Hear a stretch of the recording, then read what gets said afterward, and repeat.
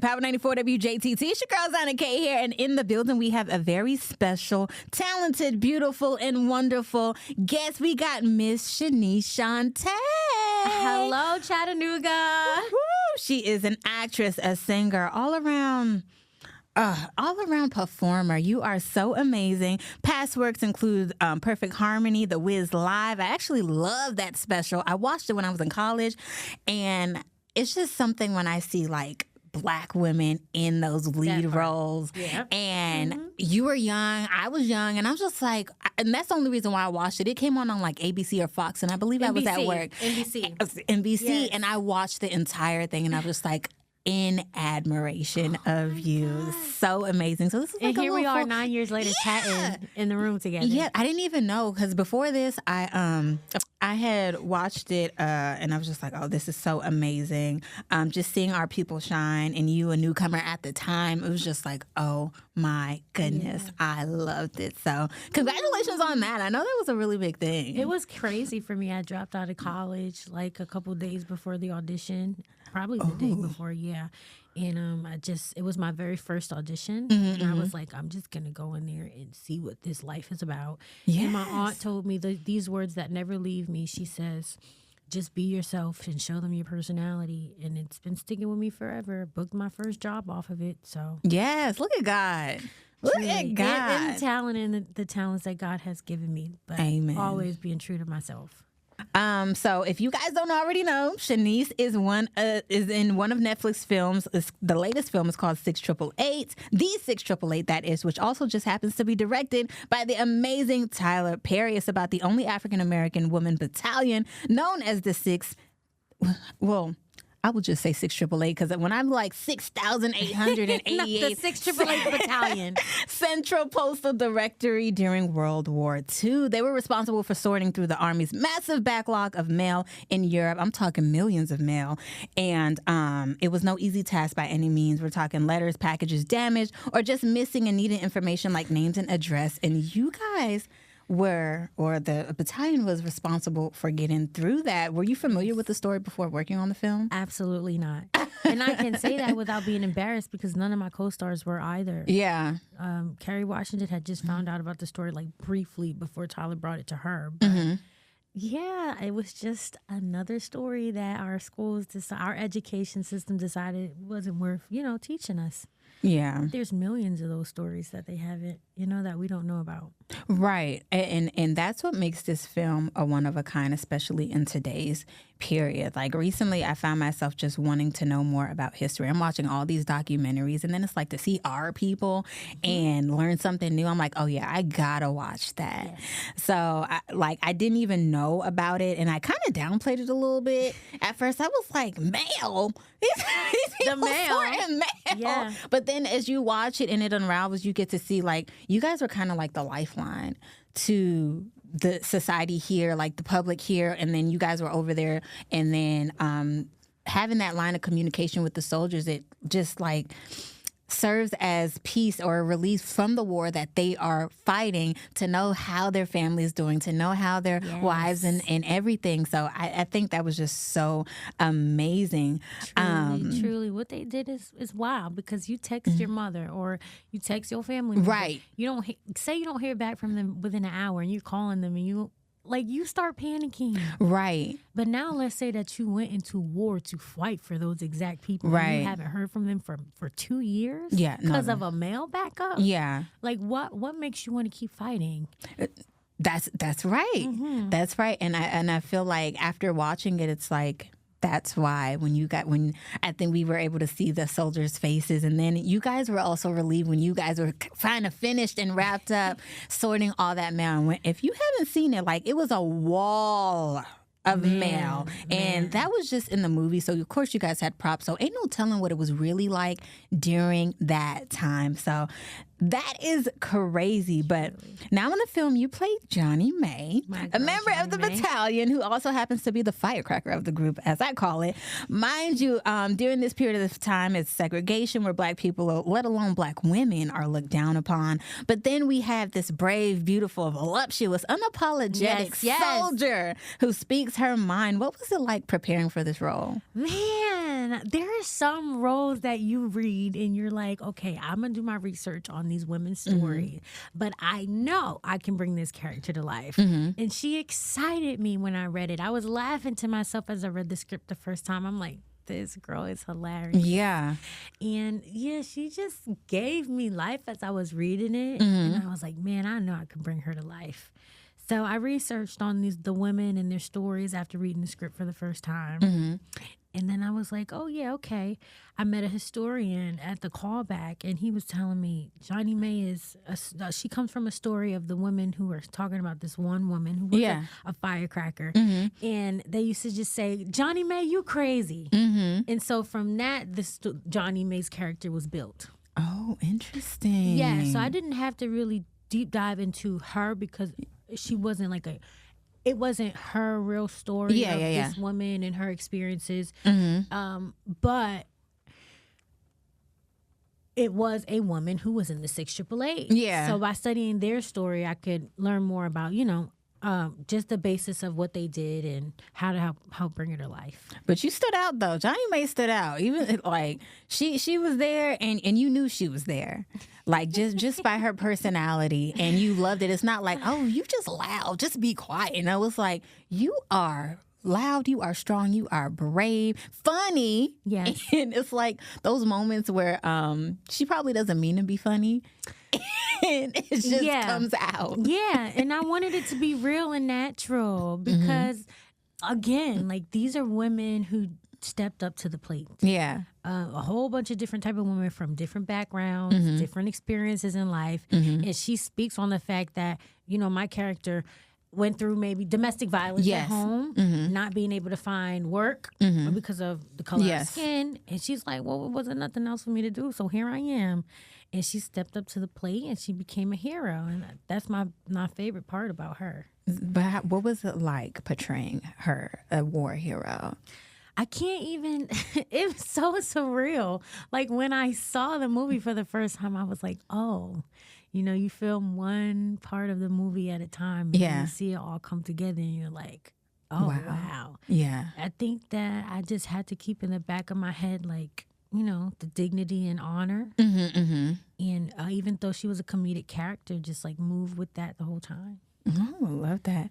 Now, as I mentioned, she is a firecracker and she don't take nothing from nobody. So how much of Johnny May is Shanice Shantay? The funny thing is, people who know of me, who have been around me, would say, she's high energy. Like, so I know you could play that part, girl. That was you.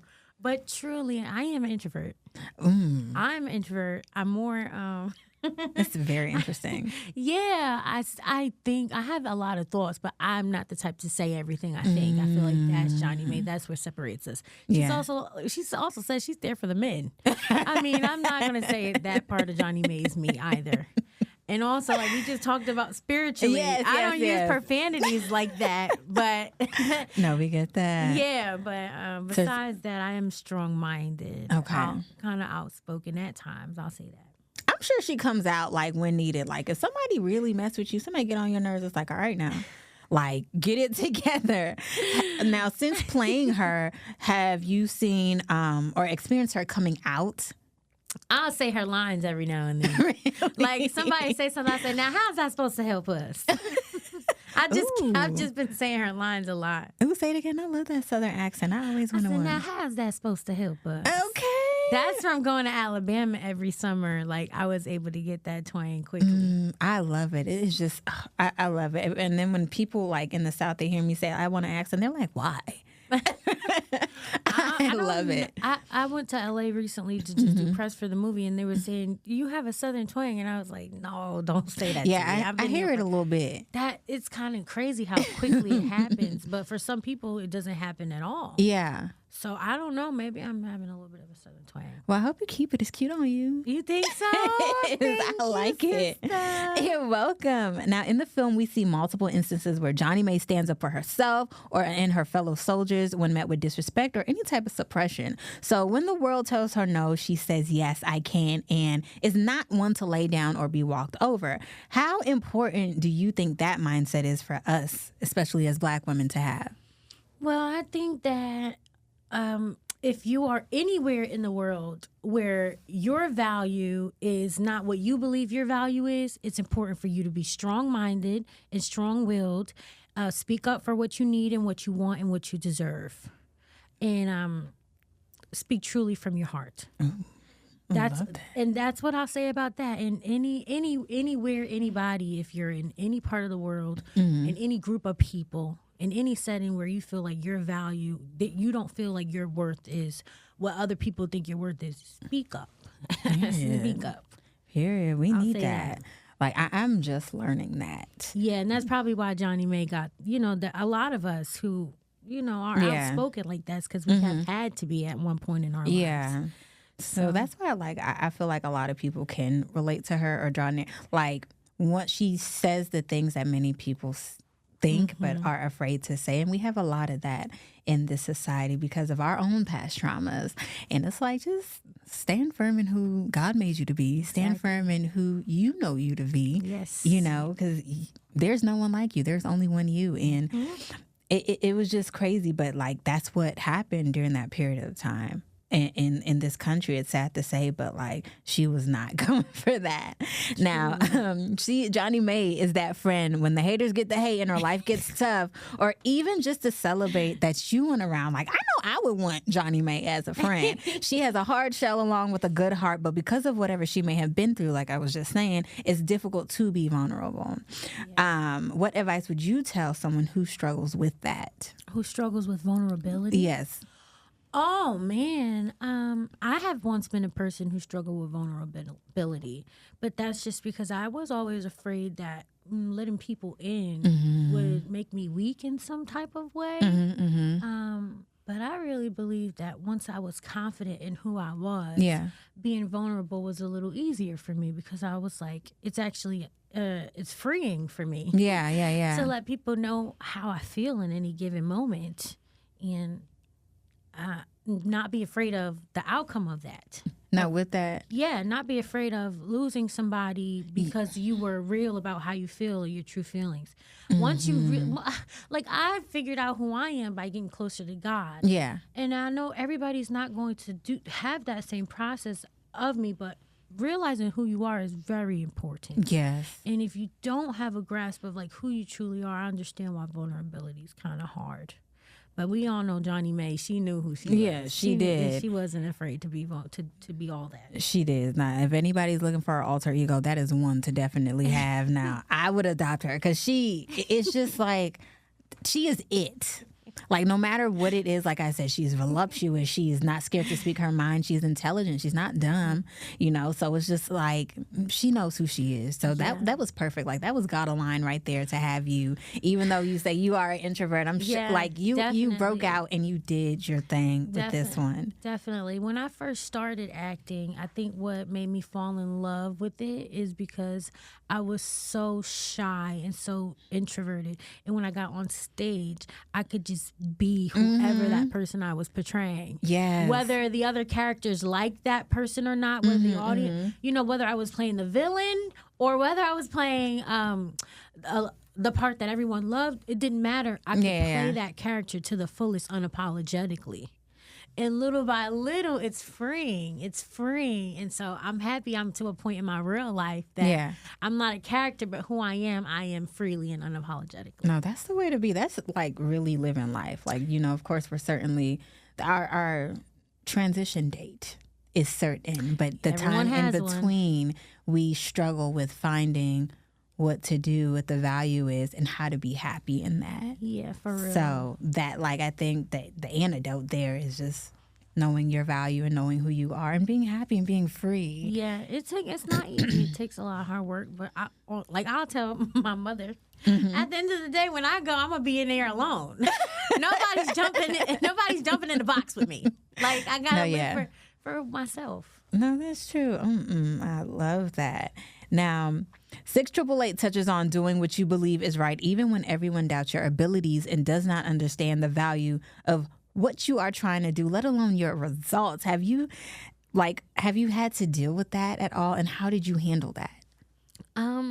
In real life? Yes. in real life, I've done some really crazy things. Just even wanting to be in this industry is kind of crazy. Oh, yes. Like I went to college in Los Angeles, being from New Jersey. So I went across the country. I went to college. Even I had people like, why do you have to go so far? Yes. What's happening? What's going on?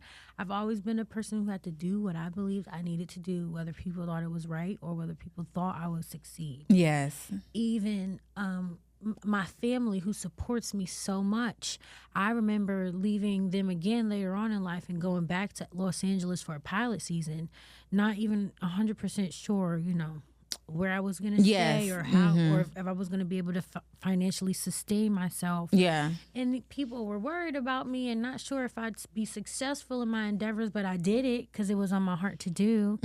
I booked my first TV show from doing it. Amen. And so I do know what that's like, but I will say I've always had a really supportive base. Yes. So having people like praying on my downfall, like these women had, I don't know. I've never, I mean, maybe people that I don't know personally, but I've never experienced that, like so close people constantly just waiting for you to fail. Yeah.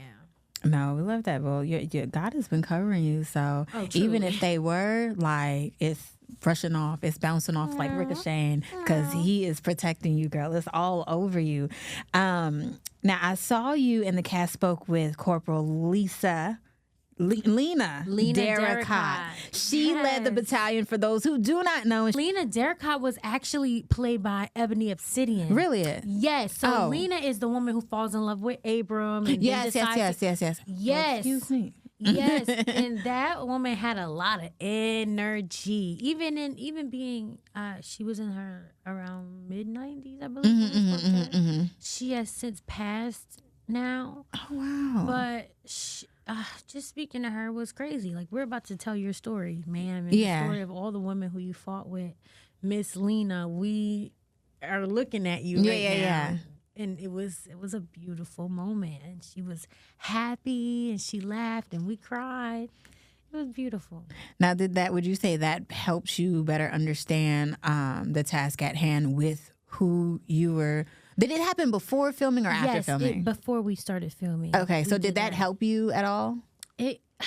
I want to say that we all already knew the task ahead of us. Most of those women are passed on. Yeah. So getting to speak to her was just like the cherry on top of everything. Just to look into her eyes. Yeah. That's special. You don't always get that.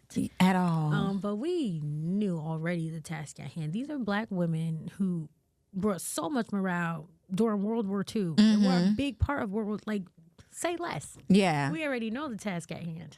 Yeah, I think people underestimate the magnitude of the story of what they did and their place in history, but the story has also not been told widely. Like, I'm sure it was popular then, but as the generations went on, it's kind of like dwindled down. So like, yeah, because the thing is, when they accomplished this in Europe, yeah, and so when they came back to the States, like they were getting gratitude in Europe and came back to the States, and it was kind of like people were actually suspecting that they were just over there to be like concubines for the Black soldiers. And it was like, no, like y'all didn't what we just did over there in 3 months.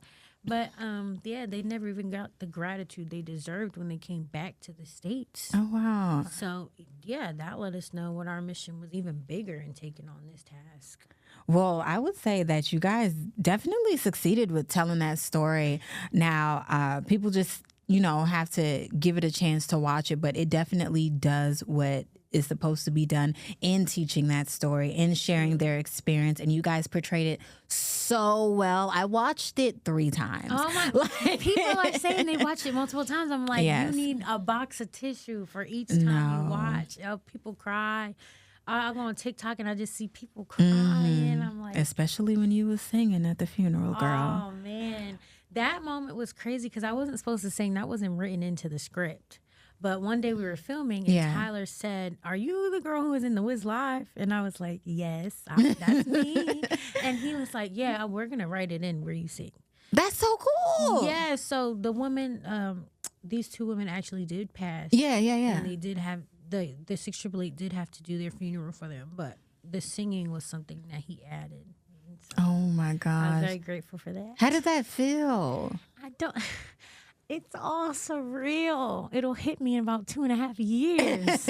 I don't even. I mean, it's my first movie. Yeah. And it would The carry. first of many in the name of Jesus. Thank you. You're Thank welcome. you. And it would carry him, and it with Oprah, and it with this amazing cast of women. And he's like, okay, and you're gonna sing, and I'm just like, let's go. No, it was amazing. It's definitely a tearjerker, but I more so like appreciate the whole story. And like I said, at first I downplayed it when I first like read the little synopsis, then I watched it. Then after I was like, it was good. And I ended up watching it with my mom, my sister. Like, when you're watching something by yourself and then everybody is like, oh, what you watching? And then they get hooked. Yeah. So that's what happened. And then they're like, why are you watching this again? We watched this already. I've watched it listen, my mom watches it all the time. I know, proud mama. I'll call her on the phone and I'll hear it in the background. It's so good. But I think to truly understand, like, there's stuff that you missed the first time that you will catch the second time. Yes, and the sure. more times that you watch it. So you may not understand the importance of the male and the whole battalion, but then it's like, let me watch it again. I get a different perspective of each character and what they went through. So it's like, oh, now this is a wonderful movie. Yeah, and my favorite part of watching movies about real life is like, I'll just stop in the middle and be like Googling it. Like, yes. Let me see. Did they really do this? Really happen? Like, yeah. Are there pictures of this? I want to see who the real woman is. Like, yeah, so I think it's amazing. I think there's also a documentary about them out. Do you know what it's on?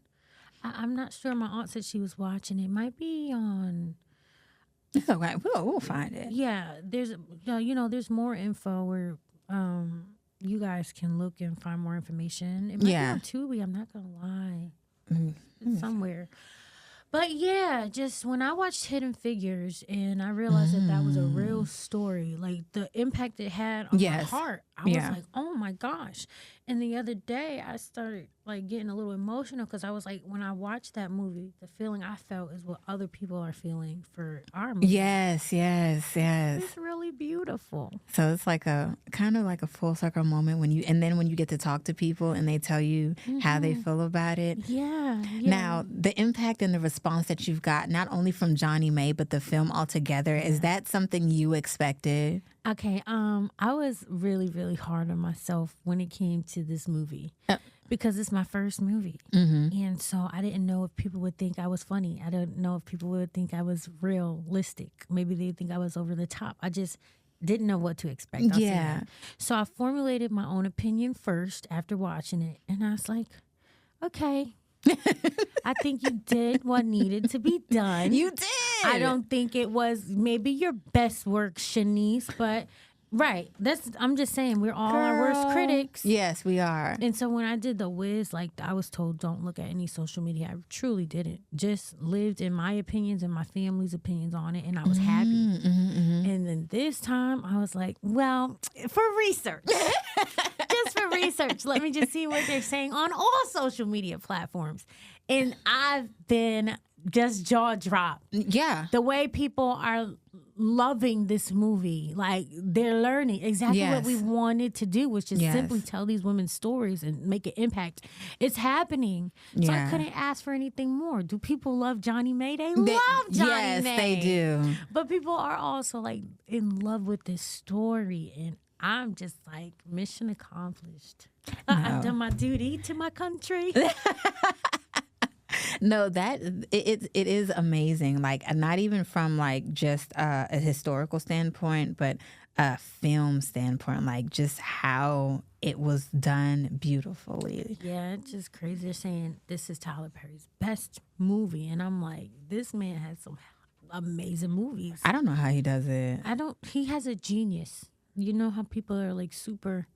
They just have a genius and nobody else understands it. Yes. So they have to just do a lot of things on their own and pull a lot of strings. That's This was kind of different. Like, it almost serves as a documentary in a way, from like different from like Medea and all the other movies. But he's been like doing different things, and I am loving it. Like this one, just like you said, has to be the best so far, and like That's what he people just are keeps saying. outdoing himself. I'm just saying what people are saying. It's there. Like I love it. I love it. Now, when you were in that room sorting the mail, although they were props, well, did you guys even get to see like any real letters? Have those been preserved at all? Like at least one? We never got to touch any actual letters, but Netflix did find some letters for us, and we got to read them. Really? What was that like? Yeah, the girls were crying. Oh, you were just like No, because listen, I'm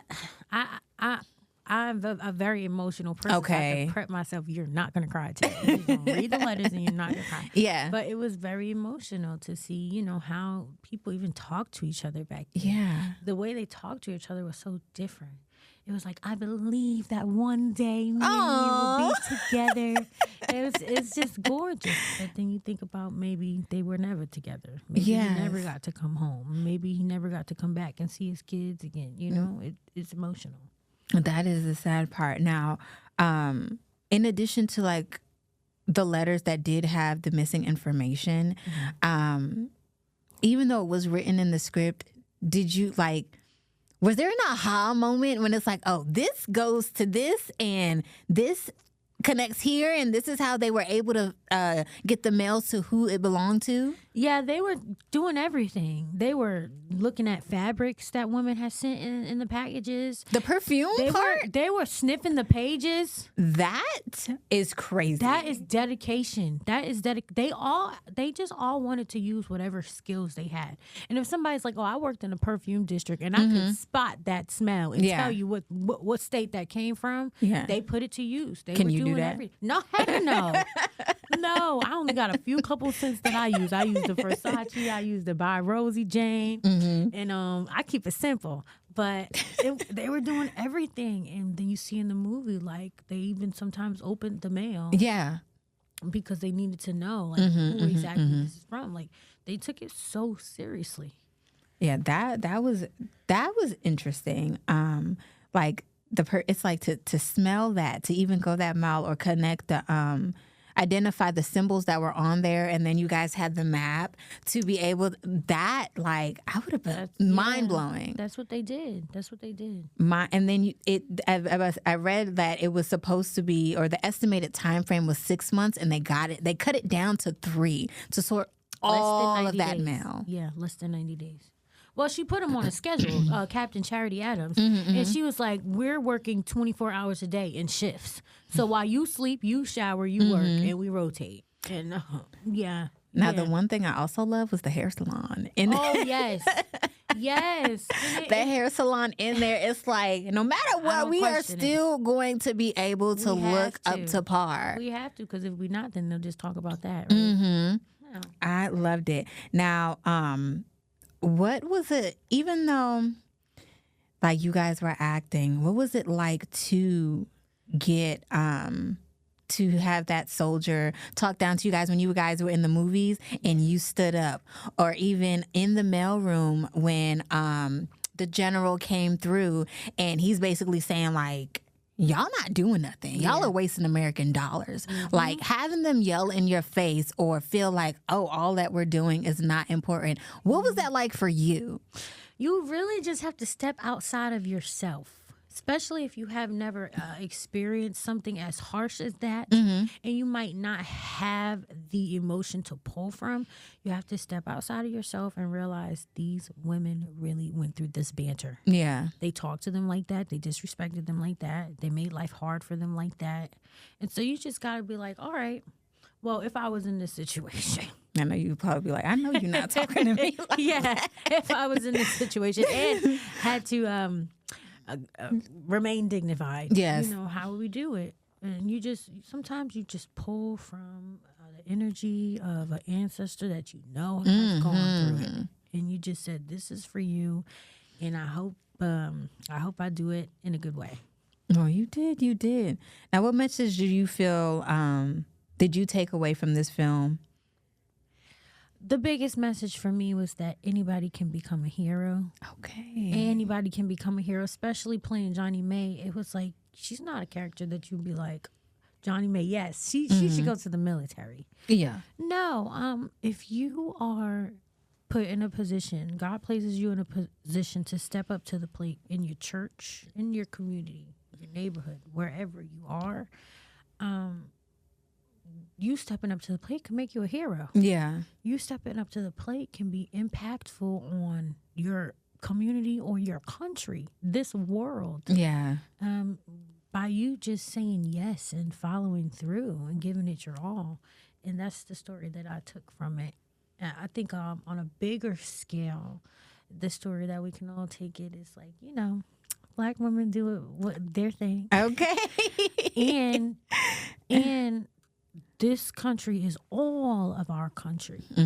Because all of our ancestors have put in work. Yes, they and have. I don't deserve to be here any less than anyone else, and I deserve every opportunity that anybody else in this country deserves. Because all of our ancestors put in that work. I love that. Against their will and not against their will. Yeah, not that part. That I think once people begin to realize that, or like just think upon that, it gives you more motivation. It gives you a better understanding of how to appreciate the next person and how to move about in today's society. Because even though like segregation, racism is past, there's still some places, some people who live with that, right? So some systems that implement that still, right. So it's like this film is like, okay, you know what? All of what you said, it's like, you can be a hero. There is a place for you. Like, stand up for who you are and what you believe in, no matter if anyone is believing in that as well, right? Yes. Now, every single time. Now, I love that. I love that. Now, you have been so great at, thank you for even sitting with me. You've done, I said we've done, girl. It's like we've been going through this. You've done The Wiz. You've done some shows. Now you've done the 688. What is next that you can tell us for Shanice Shantay? Well, right now I'm trying to figure out what's next for me. Okay. I hope that people are seeing this film and loving it. They are. And wanting to work with me. That's my dream right now. Y'all got to give the people what they want, Hollywood, because the people want Shanice to see more.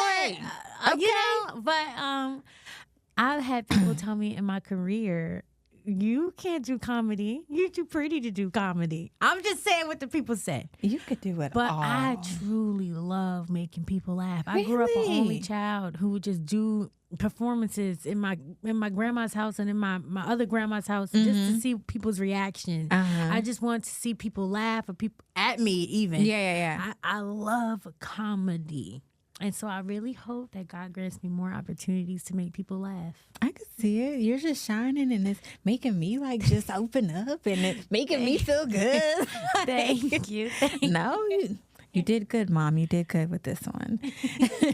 Now, all right, y'all. It's a wrap for this sit down with actress and singer Shanice Shantay today. If you haven't already checked out the film, The 688, it is out now on Netflix right now. Go ahead and get it. If you got to get the subscription, it's okay. It's really cool. It's a really cool lesson about history. Thank you for coming, beautiful. I am rooting for you, and I'm ready to see what God has next for you. That comedy special, that comedy sitcom, that show, that movie, whatever you have planned or whatever you got in your mind, it's going to become your reality. Amen. In the name of Jesus. You're welcome. Now, before we go, Shanice, tell us where they could catch up with you at. Y'all can catch up with me on Instagram at Love Being Shanice. Okay. Are you Facebook, Twitter, anything else? I really just be on Instagram. Y'all. Okay. All right. So get at her, like, comment, follow.